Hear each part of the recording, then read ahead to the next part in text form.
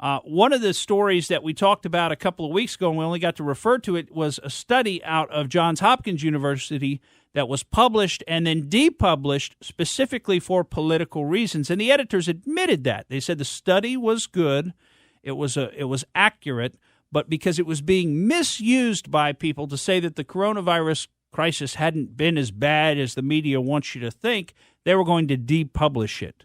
And so that's for political reasons. They depublished it. The author did not retract it. In fact, she said she stood by the study.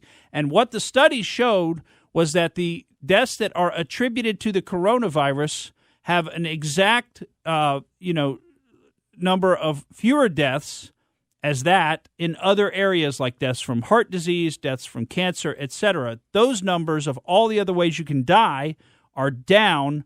And when you add up the amounts that they're down from previous years, it matches up with the number of coronavirus deaths almost exactly. So that's where we say, well, are people dying from coronavirus or are they just dying with coronavirus? And is that the key?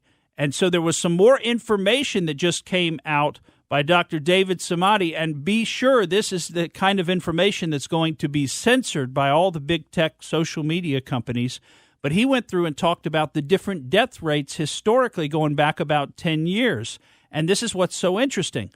So if we start back in the year 2010, in the years 2010, 2011, and 2012, there were 2.5 million deaths in the United States. The year 2013 and 2014 each, there were 2.6 million deaths. Now, you would expect this because the population is growing. There are more people. How about 2015 and 2016?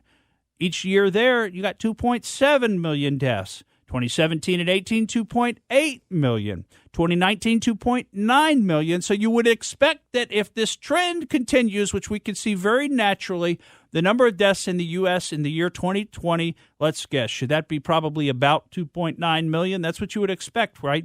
Well, through November of this year, we've had 2.5 million deaths in the U.S. Now, how is that even possible? Because with this coronavirus crisis that we've had, the number should be even higher, right? These are deaths that are just from coronavirus. If what the media wants you to believe is completely true, then the numbers ought to be something like 3.1, 3.2 million because we've had this unexpected new crisis in the country.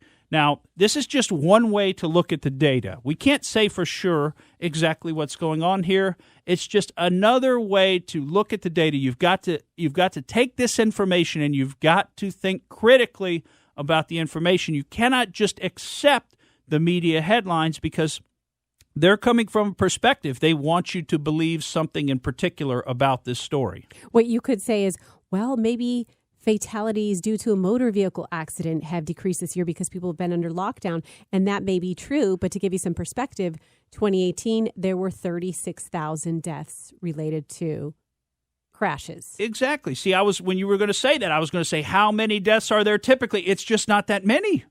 Now, look, it's a lot of people, but not when you compare it to over, between 500,000 and 700,000, I forget the exact number, from heart disease every year. So that's the major killer. Heart disease, cancer, I think, is around 400,000. By the way, I'm going off old memory, so the numbers may be a little off that I'm throwing out there, but these are the ranges of the numbers that we're talking about from these different causes. Thank you for listening to the Morgan Streetman Show. We hope you enjoyed what you heard, and if you did, please click like and subscribe to help us out. And remember that we recommend that you exercise your brain at least once a week.